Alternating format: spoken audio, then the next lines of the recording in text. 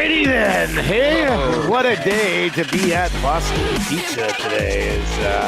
We've got the Oil Stream live from Boston Pizza. We're at the Westmount location. If you want to swing by, you can get lunch for $15, less than 20 minutes. It'll be ready for you. Yeah. Tommy, what's going on, buddy? How you doing? Hello, Dusty. Good to be here. I think the last time we were here, we just had like a team meeting. Was that here? I think that was here. Yeah, it was. It was. You, me, Maddie, Belzy, and we sat over there. Yeah, that's right. Yeah, that was a while ago. That was before we launched. It was. We were on the cusp. Yeah. And I was talking to Nate. Shout out to Nate and Shauna here at BP Westmount. Nate worked for for a long time. Yeah, I had a great chat with him when I was setting up. Yeah, he used the old cheese. And we were talking about that too. That was great. They have a Super Bowl party coming up here. Nice. On the west side. If you're close by, you want to come watch the game. They're going to have an all-day happy hour. All-day happy hour. And they've boy. got that TJ Watt jersey on the wall that they're going to be giving away as well. And then, like you said, the $15 lunch. I just had Pasta Tuesday all month long, like we've been talking about. I just absolutely devoured. I've never seen anybody take down that's a full order too. I finished it in I usually only go half order of pasta. You did not mess around, buddy. I was starving. I only had coffee and Coca-Cola, Sprite, 7-Up, and Pepsi. Otherwise, I hadn't eaten anything. And I just absolutely dummied that pasta. It was fantastic. So you can't go wrong. Shout out to Rob from the Grove, who's here. And was Rob from the Grove here? Yeah, he's from here. You're finished. Yeah, I was doing Lock Shop. I haven't really had a chance to. This guy goes, "How do I watch?" Click the link, my man. All right, if you're watching over on YouTube, hammer the thumbs up for us. There's a lot of you here today. We understand why. If you're listening on TuneIn or iHeart or EdmontonSportsTalk.com, of course, you can text us at 780-218-9999. An interesting conversation to be had for sure with the Edmonton Oilers. Jeffy is in first. I won't judge this signing until I find out what the guide in record book says about Klingberg. Rip City Step says, the Oilers got me a Klingberg for my birthday. I've gotten worse gifts. Happy birthday, Rip City Step. I was what do you think of this dual laptop? I love it. Got the two screens here. I'll tweet out a picture later. It is very elaborate. I'm very jealous of it because I just run everything off of my laptop. Yeah. I knew we had a laptop in the road kit. Yeah. Well, so you do it all off of there when you do pre and post. Oh, yeah. I like having this set up because then I can still look at mine and I don't have to worry about it. So, yeah. That's a great idea. Yeah, it is a good idea, isn't it? I am, and I absolutely love this. It's like a mini control. It's control room. And so on the show, I use it, and I have this down in front of this one, and then I have my soundboard here, and I can just click that, but I have it down low a bit, and it's pretty good. And then I like this keyboard. Yeah, check out my keyboard. It's like this thin. It's just sick. Yeah. That is awesome. It's pretty nice. All right, if you're watching over on YouTube today, hammer the thumbs up for us. Obviously, there's lots to discuss right now with the Edmonton Oilers, and like I said, you can text us at 780-218-9999. Obviously, people are here today to discuss the second goal against Stuart Skinner last night. That's why people are so fired up today. No, the news is that John Klingberg and Chris Johnston told us this morning on the show, because we asked him quickly on Klingberg. I said, hey, just quickly on Klingberg, anything? He goes, it's probably going to happen relatively soon. The Oilers are the front runner, and the Oilers apparently have signed John Klingberg. I don't think we have seen. Haven't seen any numbers. No I'm assuming somebody will break the numbers while we're doing the oil stream today. So initial reaction. People know what I've been saying about Klingberg. Like this isn't the move. Like this can't be the defensive move. Like it's a depth move. I'm assuming it comes in at league minimum, and in the playoffs, I'd probably have him as your number 7 because they're likely going to acquire a much more significant defenseman than Klingberg. So from that perspective, it is a very low risk move. If it's league minimum and you're still going to go out and get somebody else, I guess take a look at him. But as we've talked about on the station for the last few days, he's minus 85 in his last 4.5 seasons. So put him next to Darnell Nurse is a little creepy to me. But I have to think gets a look there rather early in this tenure if he can get up to speed. I think Everson and his play, especially Kulak too, who slides in there with Nurse a lot, and it seems to be working quite well. Edmonton, one of the top teams in the NHL, by the way, second most in points, tied with Vegas. Bless you, Tommy. Thank you. Sorry. I wouldn't personally, like if I was making the decisions with the roster on the back end, and all of a sudden your GM gives you John Klingberg, a guy who hasn't played in since 2020. It's been 13. It's been a while. Yeah. Yeah. I wouldn't be inclined to right away thrust him in with Darnell Nurse and just be like, okay, you got to play 18 to 20 That just kind of seems silly for a guy who hasn't played in a year and a half. Yeah. And, you're going to get some tough matchups. I know you had your hips shaved and you haven't played in a while, but we need you to be good. I think that's a big ask, and we're going to overlook your minus 85 over the last 4 years, by the way. I think you'd have to rationally ease him into the lineup, get him in on that third pair, and see what you got with him, because to me, and know it, that this is not the guy, and it can't be. There's no way an organization that has – I mean, they've had some interesting moves. They got scooped on Holloway and Broberg because of poor cap management, but they've made some good moves. And they did. I don't see this, Jeff Jackson, Stan Bowman. There's no way the conversation is Klingberg is our number 4 heading into the playoffs. Like, it would be delusional to think that. Now, hey, Klingberg hasn't. Now he probably knows Ekholm and Arvidsson and some of these Swedish guys, and maybe they vouch for him, but yeah, I would assume it's a minimum signing or minimum contract, and they probably said, "Hey, man, we'll give you a chance with Nurse for a few games or something." But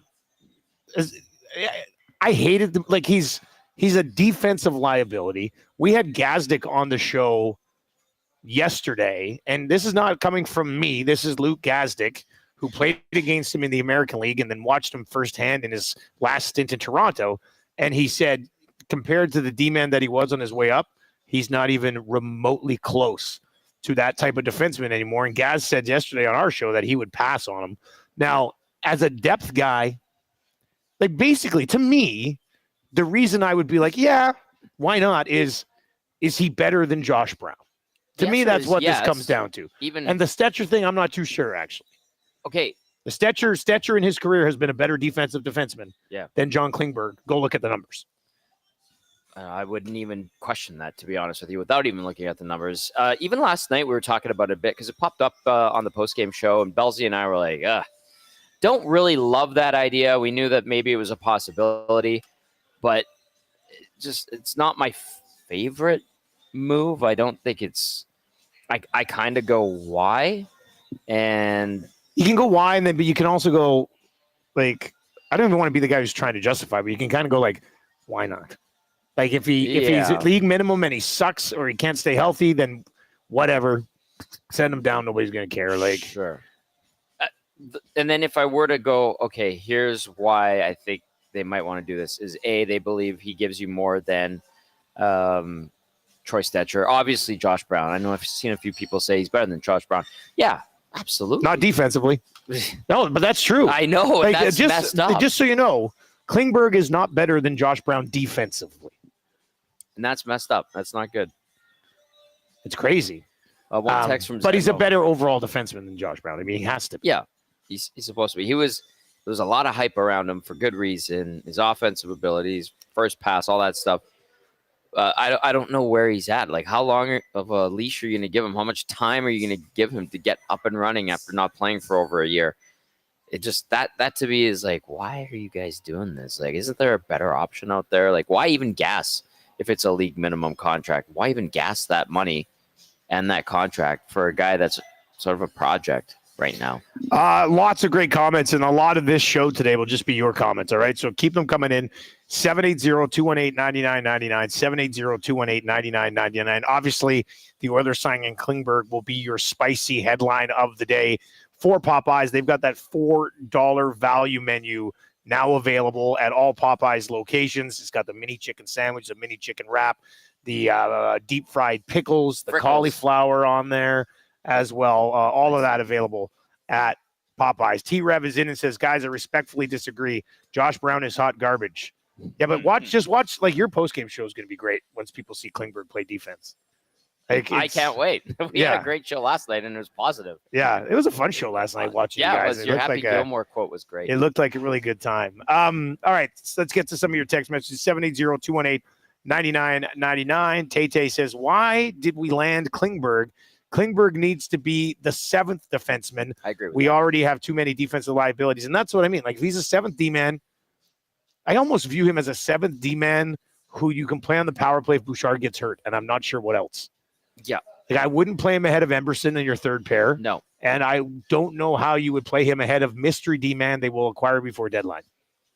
Not a chance in hell. I don't think so. Not a chance in hell. Have to realize the dude hasn't played a hockey game in a over a year and a half. Yeah. Like, and he wasn't playing particularly well. No. Hip issues or not. All right, the nasty chat is rolling today. If you're watching over on YouTube today, hammer the thumbs up for us. That would be terrific. We would very much appreciate it.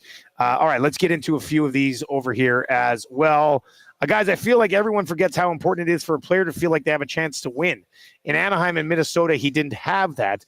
Let's see what a motivated Klingberg looks like. Was Minnesota straight trash when he was there? I don't know. I need to just. I get the Ducks comment. Yeah, bring up his stuff. Again, we'll just go over. We'll just go over his career. Not right now. All right. Give it to me. Okay, so he's played 633 games, 81 goals, 331 assists, 412 points, 255 penalty minutes in the minus 85 thing, man. Oh, that one. Tell me his last 4 seasons. Yes, so he was minus 28 on the Dallas Stars. That's exactly what I was just looking at. Like, I understand 22, 23. Click on the Stars roster.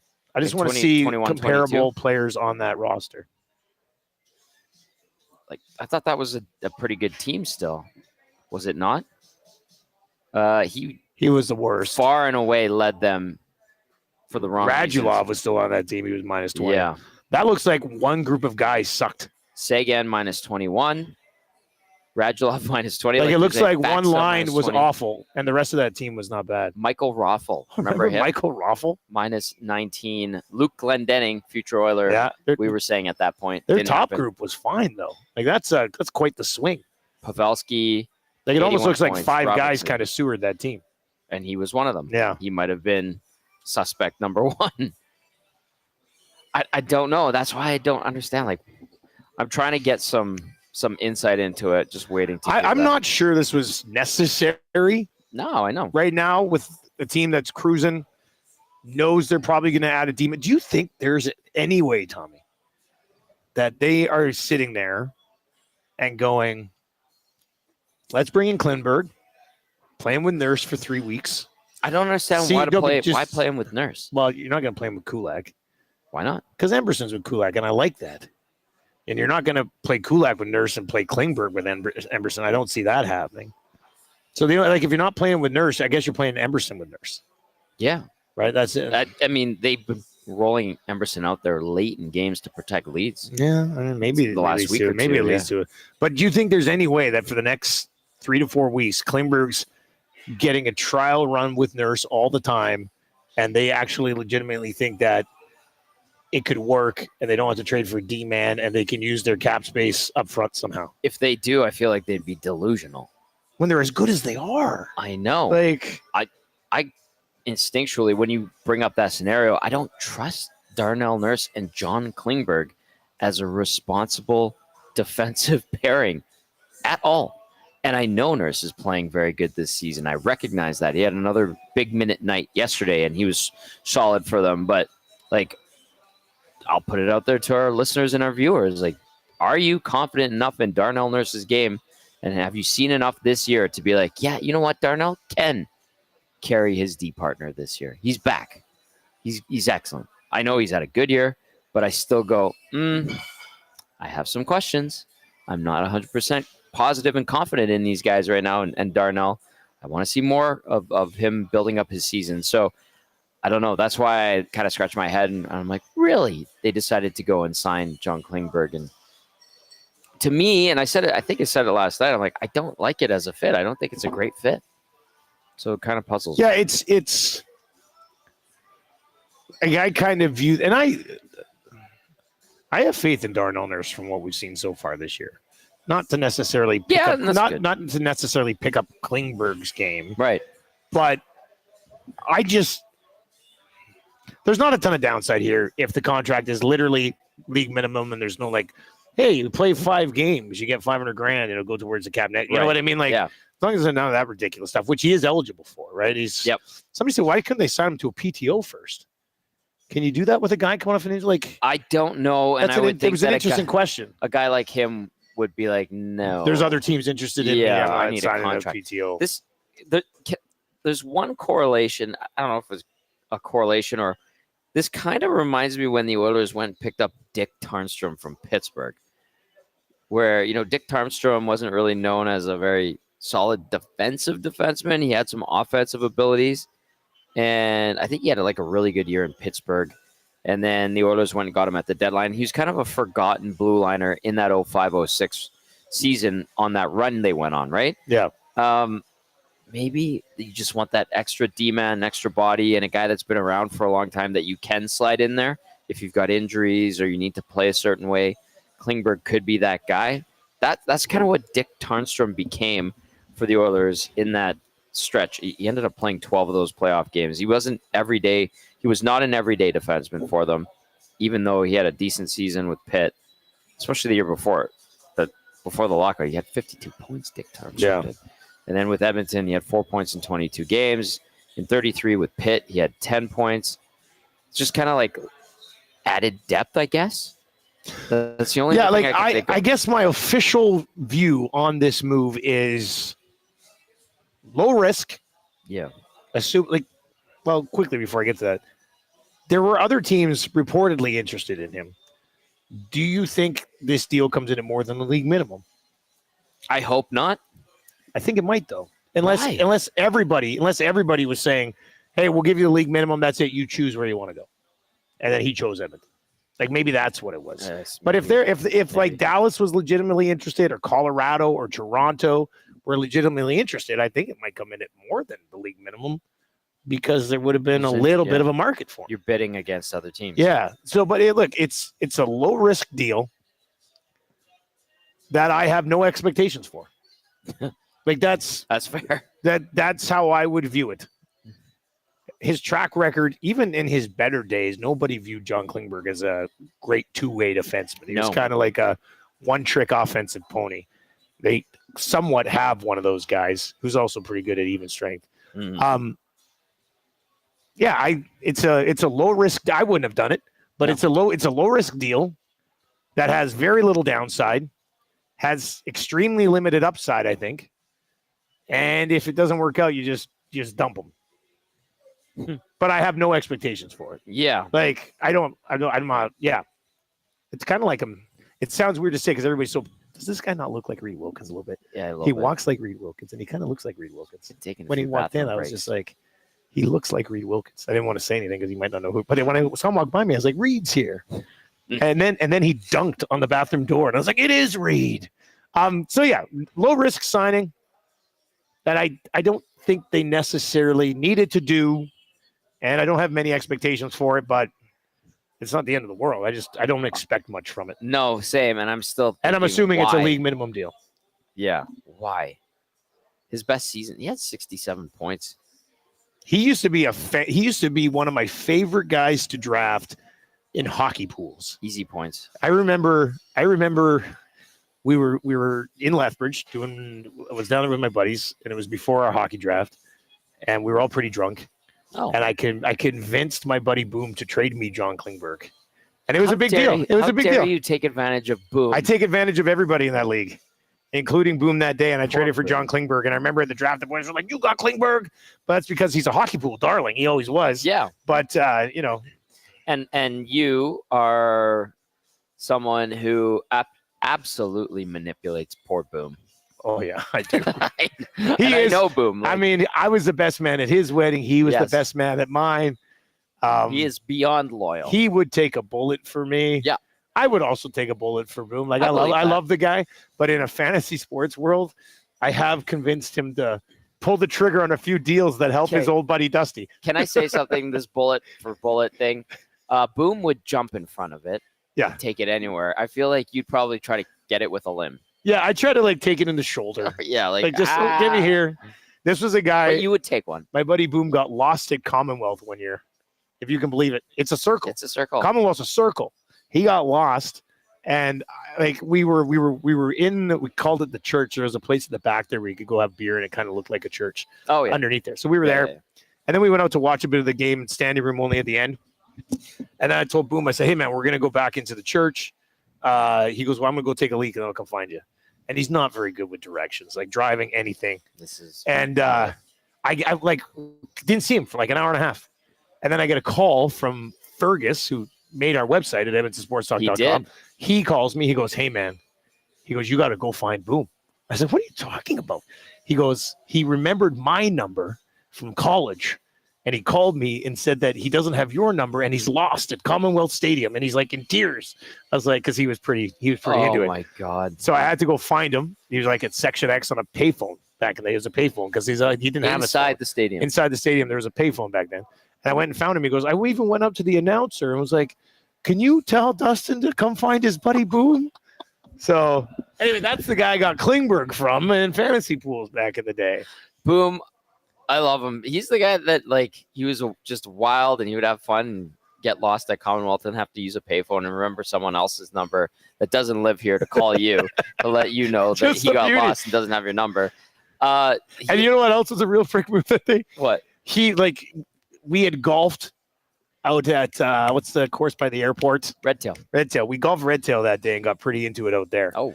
So he forgot to bring his wallet to the game. He's like, I need some cash. He forgot his wallet and phone. He goes, I need some cash. I said, okay, how much? He goes, $300. I said, why do you need $300 at Commonwealth? He goes, I said, you know what? I'll give you $300, but tomorrow you're paying me back $380. And he's like, deal. So I also actually made $80 interest off him there too. You are a sick son of a bitch. He's actually, this is funny too. This is great. Zedmo in the chat says, does Boom know Stoff? Here's the deal. They actually had an encounter, and now Boom holds a lifetime grudge against Stoff. What happened? Because we were at a Golden Bears game. Mm-hmm. I was calling it. Stoff happened to be there. Boom was sitting with me up in the booth at the game. Hanging. Stoff came up, and this is the most Stoff thing of all time. Stoff came up and wanted Boom to run and get him something. I can't remember what it was. What? But Stoff promised Boom a gift certificate to somewhere. Bruce Chris. And then never gave it to him. And Boom was just like, that Stoff guy promised me a gift. So now he hates Stoff because he has this Stoff grudge. So I respect that. I got time for that one too. So do I. It's kind of funny. All right, 780-218. Now, the most ridiculous take on this whole Klingberg thing was something I saw coming yesterday. I think it was from JCD 780, who said, Dusty, do you think there's any chance they're getting Klingberg just in case Bouchard doesn't resign and they have to trade him or he leaves and Klingberg becomes their main offensive defenseman? The answer is simply no. And I'm not. That was by far my favorite take. Disparage it. That was my favorite take. That is a no. Yeah. That was probably my favorite take. That time in Klingberg's career has passed. Yeah. Chief Andy says, this Dusty guy is such a negative Nancy today. Throw the man a boneless chicken wing. Well, I am kind of hungry. Probably get some Thai chicken bites here at some point. Yeah, you should. But so is this a negative take? What did I say? I said that we don't like it. I said, yeah, well, I said I wouldn't have done it. The rationale. But rationale part. As long as he's not supposed to be the guy, as long as he's not the big get, I don't care, really. I mean, as long as he's not the big get, this team is a juggernaut. Yeah. This is a team who is one legitimate top 4 defender away from a Stanley Cup. If Klingberg becomes that guy this year, I mean, well done. I mean, I'd be very surprised by it. Yeah. All I said is that it's a low risk move with, I think, limited upside for a guy coming off an injury who is not defensive responsibly. How dare you use logic? I'm like, maybe it works out. Maybe it doesn't, as long as it's league minimum. And if it doesn't work, you punt him. If not, he's a number 7 in the playoffs, and you go from there. But you're not taking Klingberg, you're not taking Emberson, who's going out to kill final moments of hockey games for you on I think the best team in the National Hockey League. You're not taking that guy out of the lineup for John Klingberg. No, you're not doing it. I'm curious to know how many people actually remember John Klingberg was around, or how many people actually knew he wasn't playing right now and was injured and had surgery. Yeah, I don't think people are refreshing every day and being like, let's see what Klingberg How's did. Klingberg doing? Yeah. Well, and he totally screwed himself on that contract. He bet on himself. Yeah. It blew up in his face. Where'd he go? Anaheim. He went to Anaheim on a 1-year deal. Yeah. And it kind of backfired on him big time. Yeah, exactly. Yeah, I don't know. Maybe there's something we don't know that this makes sense, but John Klingberg signs with the Oilers. Yeah, I guess. Statue Boss Production says, if he's the new 7 to 8 depth D-man at league minimum, then I'm okay with it. If he performs better, great. Which is like, yeah, that's kind of... Okay, I know we've been saying, better than Josh Brown, but I've seen a few people in the nasty chat and the text line talking about he's not better than Stetcher. Stetcher gives you more. Stetcher's better defensively. Then are we talking Brown or Klingberg? Klingberg's better than Stetcher. Or pardon me, people are saying vice versa, that Stetcher's still better than Klingberg. I would think of it that the Oilers assume that Klingberg would be more of a go-to guy regularly than Troy Stetcher. And that's why they decided to sign him. I mean, Klingberg is bigger, but he's not really physical. He's not physical. Stetcher's not big, but he will engage. That's why I look at it. I'm like, where does this fit? Why does this fit? Are we putting a square peg into a round hole? And to me, it's like, that doesn't seem like the right guy. Unless I'm totally missing something and the Oilers know something that we don't in general, it doesn't make sense. Outside of having defensive depth and experience. Like in a perfect world as of right now, with the way the roster is constructed, I think Stetcher and Klingberg would be your 7 and 8 defensemen on a playoff team. Is that not how you view it? Yes. Yeah. But I still think there's nothing wrong with that. I still think they go and they get another. Yeah, exactly. They get the other guy, right? Yeah. And like, again, you put this time and effort into Emerson, and unless you don't trust his game and don't feel like it's coming around enough, I don't know. Travis is confusing me with his tweet over on the nasty chairs. I think Klingberg is better than what he looked like when he was in Toronto by far. Yeah, but that's the last time we saw him, and he hasn't played in a year and a half. I know. So, and the Toronto 2 years before that, he wasn't better than that, I didn't think. Yeah. So, but it doesn't matter. I mean, as long as they go out and acquire a true top 4 defenseman, this is kind of a addition. Like a very depth addition. Yeah. That being said, I bet you he's going to log a few minutes in the next 3 to 4 weeks. Okay. And then we'll see where it goes. I want to get to this text, and we have great coverage coming up. Obviously, EST Afternoons, the Reed Wilkins Show. You don't have to go anywhere. Edmonton Sports Talk will have you covered the rest of the day. 1 to 3 with Hernan and Gager, 3 to 6 with Reed Wilkins and the glue guy, Jay Milne. Tom and Dusty, why so negative? Why is the risk in this signing? I just don't understand why you can't both see this team is actually playing good hockey. I listen to every oil stream and watch many shows on EST. It always seems that the comments are negative, such as Nurse is bad, Bouchard is bad, Skinner is bad. Do you think negative comments get you more listeners? Let me just clarify this. I basically defend Stuart Skinner to the point where people think I'm a clown. Same. Darnell Nurse, I just said I have full faith in him 2 seconds ago. What else did he say? Bouchard was a roller coaster night last night. He got the winner. He got an assist. Yeah, he got made look kind of silly by McKinnon. Yeah, I don't understand. Like, I don't think anybody said on the Oilers stream said a bad word about Nurse in 2 months. No, and we take heat for defending Skinner. Are we being negative? I think I don't know if you're listening to the wrong show or what. I just I have limited expectations for Klingberg. If it's a league minimum deal, then why not? Like we already said that. But I just don't understand how it fits or where it makes sense. That I'm not being negative about it. If it works, it works. If it doesn't, no harm, no foul. I'm like, oh, okay, you got him. What's he gonna do? What do you expect from him? Why? Why is he the right guy? But I have more questions than answers right now. I'm not being negative. They're a good team. They seem to be getting it done defensively anyway. What are you giggling at? No, somebody texted in. Jeffy texted and said, wow, LOL. Wyshynski just retweeted Staples solely for the purpose of mocking his headline. Staples just tweeted out. I mean, this is how you get clicks, obviously. Yep. Staples goes, Edmonton Oilers do it again. Team signs big name player. Welcome to the Oilers, John Klingberg. Okay. I don't know. It's, Wow. But I could see Wyshynski tweeting that just to like look. And I know a lot of you will be like, "You guys don't play." But Lou Gazdic said on our show yesterday he would avoid John Klingberg. I could text an NHL defenseman right now and ask them what they think of John Klingberg. I wonder what he would say. Actually, wasn't there somebody else yesterday that was saying, "Don't go near this guy"?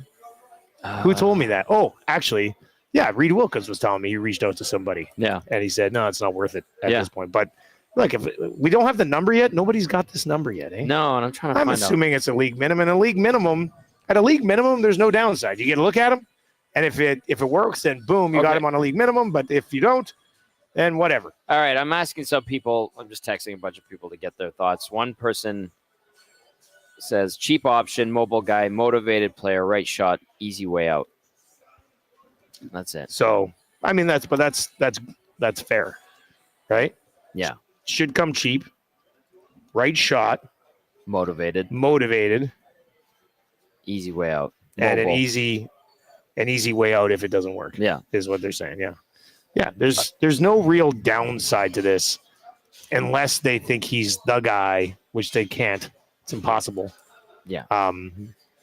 There's no downside to it. He just seemed like the exact type of opposite, defenseman, like the exact opposite that they would need right now.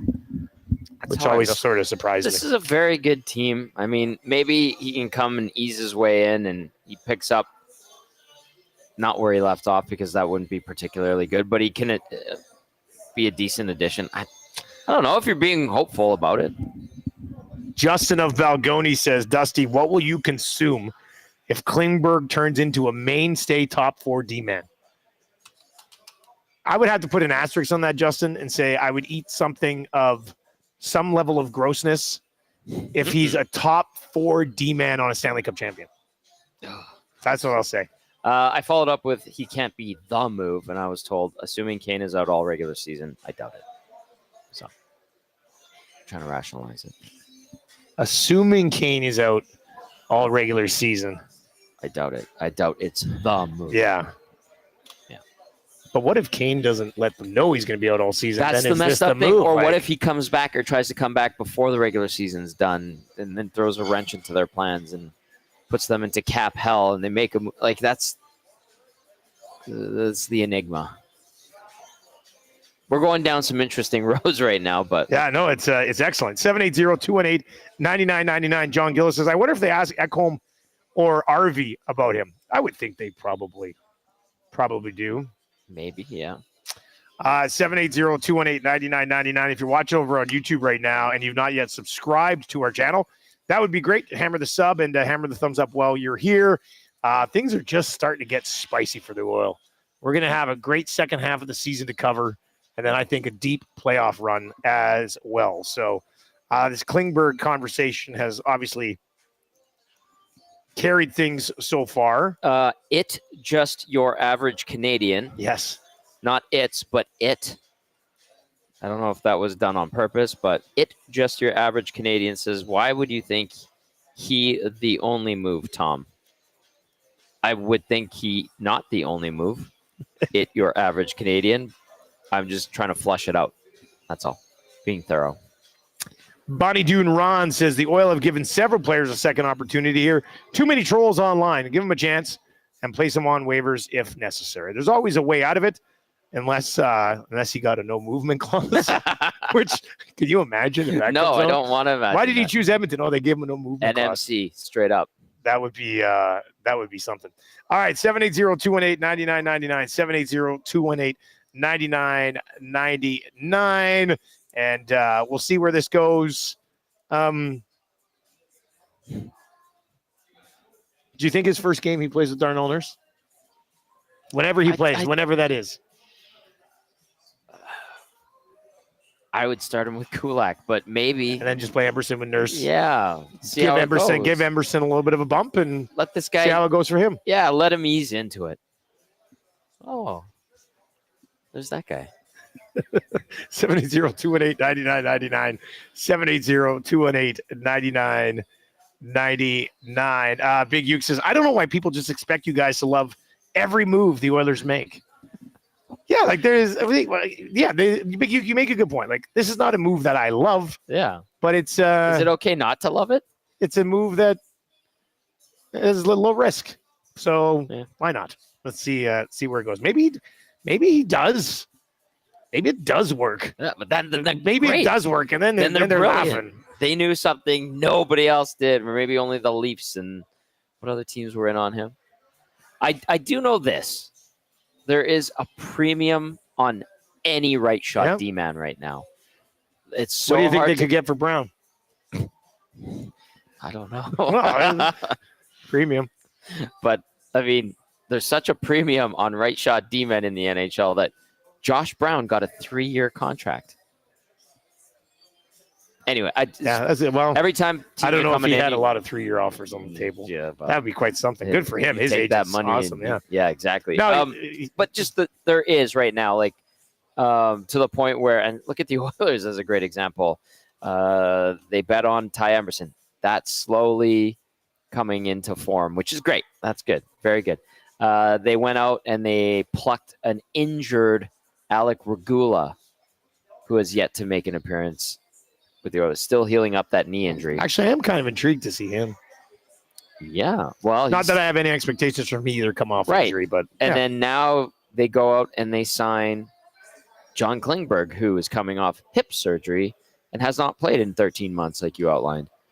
So I think that's a great example or a couple of great examples of what the league and its mentality team-wise is in regard to right shot D-men who can play at the NHL level. And you might argue that some of those are not playing well at the NHL level or can't, like Josh Brown, according to some people. Machine Gun Yanmark says, I think this could open up the possibility to move Stetcher in a trade for a D-man upgrade or some injury insurance for Bouchard, who's taking some shots. Yeah, I mean, there's always good point. Injury insurance if he can play.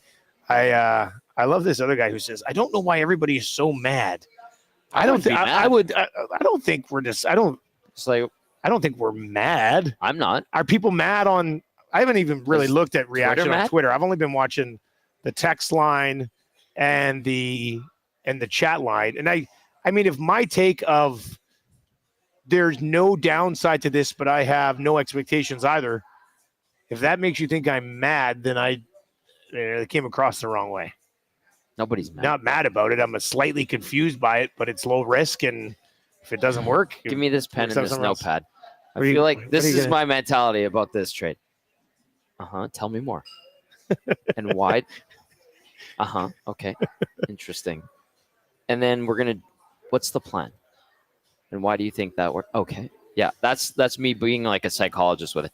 I'm not mad. I'm trying to understand it. Just trying to understand Thank you for that. That's it. Yeah, you're welcome, man. That. Yeah, no, I mean, nobody's mad. Nobody. I don't know why. Oilers Twitter. How do you think the reaction to this is? I don't know. I wonder what it's like. I haven't really had time to go confused. Check it out yet. I don't know. I mean, it's positive. Not sure.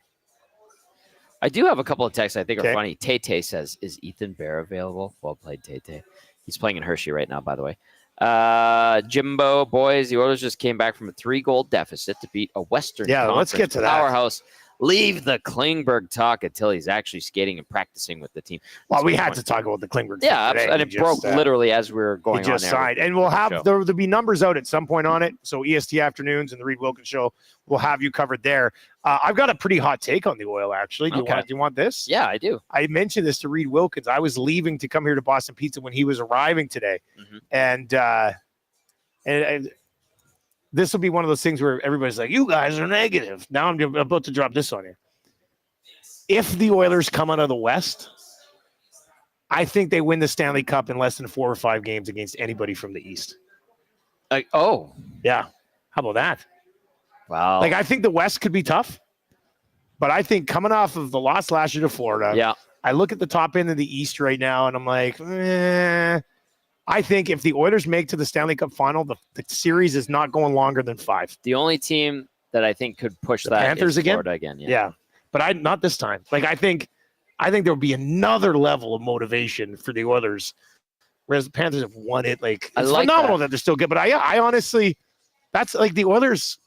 Last night's game we have to remember this when they get to the playoffs and they're in the second round against Vegas or whoever, and the series is tied at 1 and they fall down 2-0 in game 3. We have to remember last night. Like Colorado, I listened to your pregame. Colorado had been just as hot as the Oil. 7-1. Yeah, they had been playing very well as well and had a 3-0 lead. And the Oilers just sort of, like, you almost, when they got that first goal late in the first, you kind of just assumed they were going to come back and win that hockey game, which is just a sign of them being, I think, right now, nothing against Washington or Winnipeg or whoever, I think they're the best team in the National Hockey League right now. And I think if they can get through what I believe to be a bit of a juggernaut in the West, I think they will roll over somebody in the Stanley Cup Finals. Last night, I think collectively, Oilers fans went all in with the belief that this team this year, how could you not, can do it. And I think that those back-to-back wins in Minnesota and Colorado kind of solidified and enabled Oiler fans to truly buy into this team being a contender this year, because there did seem to be some doubt. And there were some losses this season, even recent ones. You look at that Anaheim loss, the Pittsburgh loss, and people would be like, I don't think they can do it. I don't think they can do it. And then they totally redeemed themselves. They beat the Kings. Stuart Skinner plays great in that one. They go into Minnesota. They beat the Wild, a place where they don't usually win that much. They do it with Calvin Pickard, who didn't have a great first period, but then totally shuts it down. Then the next night they go into Colorado, and then they get a great second and third period from the team, including their goaltender, and they win that one. And now all of a sudden it's like the light bulb went off collectively in Oil Country, and people can believe in this group, and they're starting to. And that's kind of nice to see. And I noticed it last night. A lot of the comments and chatter, whether it was nasty chat or in our inbox, was the belief system is starting to kick in, and it's good. It's good, and you can tell that you talk to the guys on the team, and they know, like, they understand what the goal is this year, and that they have unfinished business. And now, Oil Country seems to be on board. 780-218-9999, 780-218-9999. If anybody sees the numbers on Klingberg, please pass them along and be ready. If you're watching on YouTube right now, make sure to turn on autoplay. It'll take you right on over to EST Afternoons when they get fired up from 1 to 3 with Hernan and Gager. And then the Reed Wilkins show will be the place to be this afternoon from 3 to 6 here on TuneIn, on iHeart, and at EdmontonSportsTalk.com. And if you're watching on YouTube, hammer the thumbs up. Let's get a keep or clip it for Tommy Guns. If you're looking for an amazing haircut experience, Tommy Guns is the place to go. This is an interesting one. I don't even know where I'd come out on this, but I made it a question today. The Oilers could use a top 6 forward more than a bottom 6 forward. I have a rationale here behind this. I feel like I know where you're going to go, so I'm going to be the foil. I will clip it. Okay. I still think they need a bottom. One more bottom 6 guy. Let's see what happens with Philp here. I think, he's had some good shifts in the 2 games he's played.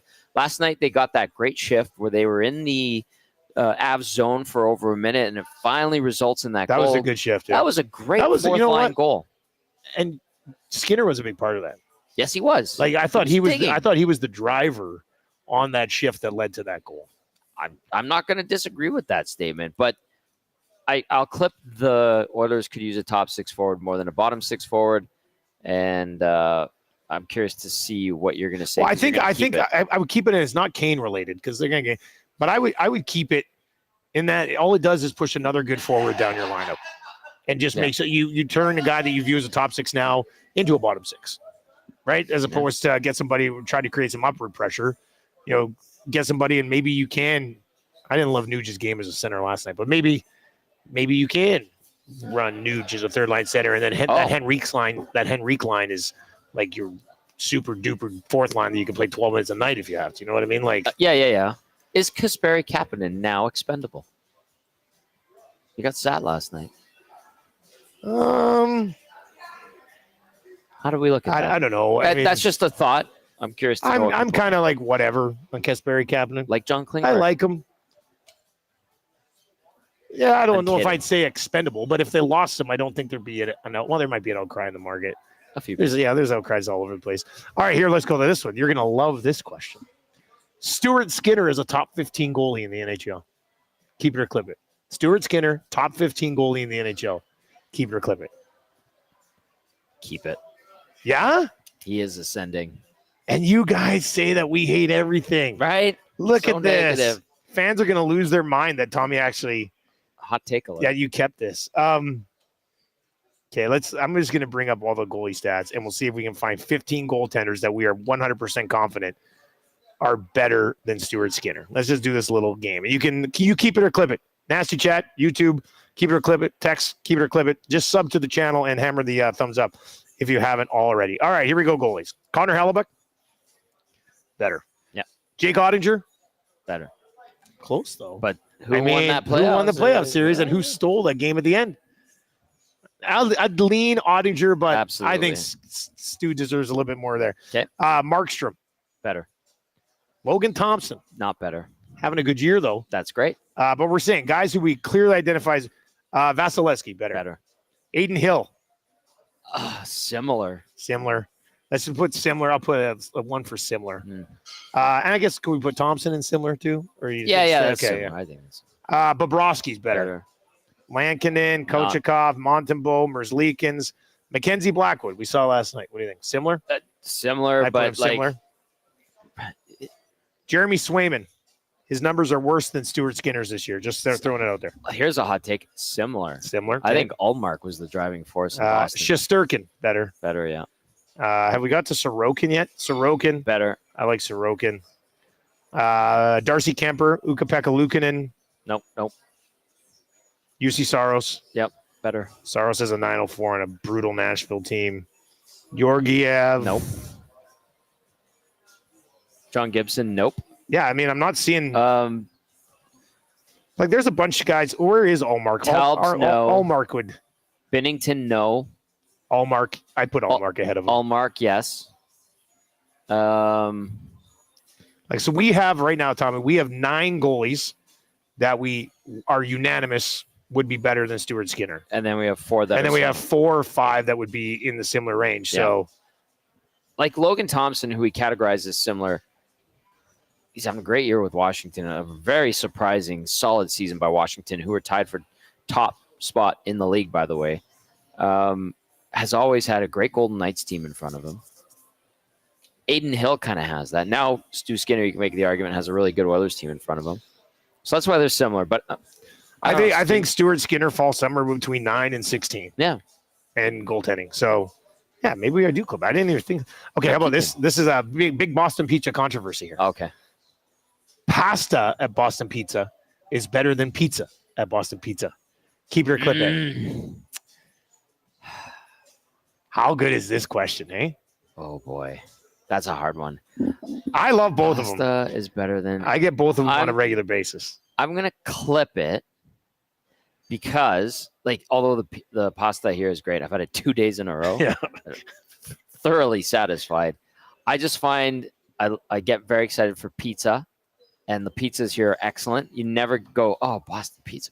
No, you're like, oh, Boston when pizza. When it's fresh good. And you're here. Phenomenal. It has to be the pizza. And then I think of pasta, and when I go to have pasta and you go to a strictly Italian place, and you're like, this is the pasta. But here it's good.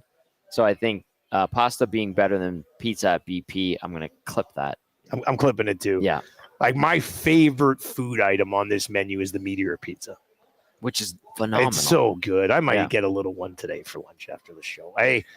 But the pasta is great too. I guess that's why I want to bring it up. And Pasta Tuesday every single day in the month of January at all Boston Pizza locations. Build your own is also part of that.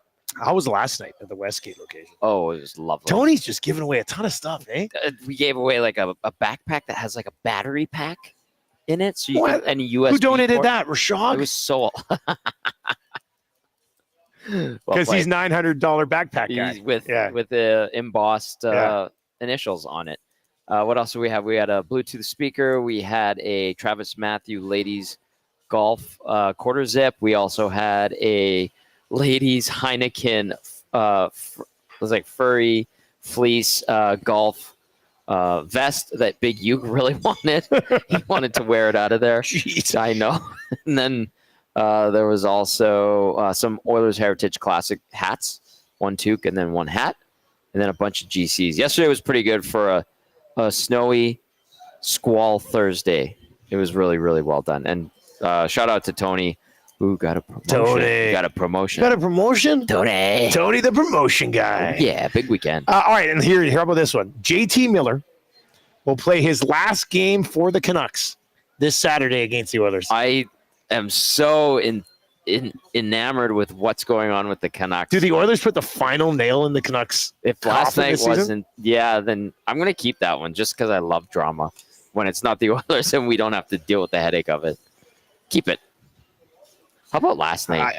Did you watch that video of him? I watched the video. Go sit at the end of the bench. You're done. Boom, done. Like, he might not even play against the Oilers. I think that is something that could happen where he gets sat. I mean, what?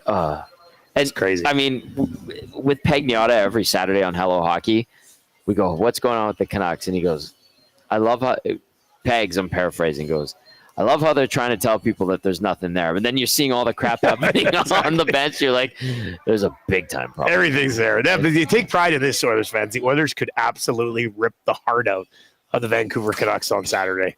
Which should be I'm here for it. It's kind of entertaining. Where will you be on Saturday? I will be at the Oilers Alumni Bonspiel at the Shamrock Curling Club. We're going to go an hour and a half on the pregame. We're going to have a lot of guests. We're going to have a bunch of alumni. We're going to have Jess Bromley, probably from the Oilers, hop on as well. And it's always a great time there. A precursor to the Fun Spiel, which is next month. Nice little preview for the Fun Spiel, which is sold out at the Shamrock on February 15th. Well done, Nasties.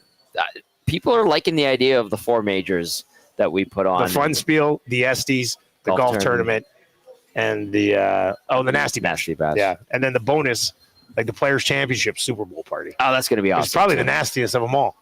All right, that is going to do it for the Oil Stream today, but the coverage here does not continue. That's why we expanded for 5 more hours. EST Afternoons is coming up next. Hernan Salas and Joaquin Gage. I know I'll be watching and listening to that show. Very interested to hear what they say. Klingberg, like we said, just to summarize one more time, low-risk move. I don't have many expectations. I still have to get another defenseman. I'm curious how they want to implement him. Let's see how it goes. There we go. We'll see where it goes from there. Sure. Reed Wilkins Show from 3 to 6 this afternoon. Turn on autoplay if you're on YouTube. That'll take you right on over to ESC Afternoons, which gets fired up right away. If you're listening on TuneIn or iHeart or at EdmontonSportsTalk.com, Small Dose of Whale on the Wolf. EST Afternoons get rolling right at 1 o'clock. Thank you to the folks here at Boston Pizza Westmount for having us out today. 2 Mondays from now, we'll be in Beaumont at Boston Pizza. Oh, January 27th, back to Beaumont. Great location. So that'll be good as well. We just can't stay there overnight because there's no hotels. Yeah. That's going to do it for Tommy Gazzola. I'm Dustin Nielson. Enjoy the rest of your day. I'll talk to you Monday morning. He'll talk to you tomorrow, pre and post, and have a great weekend.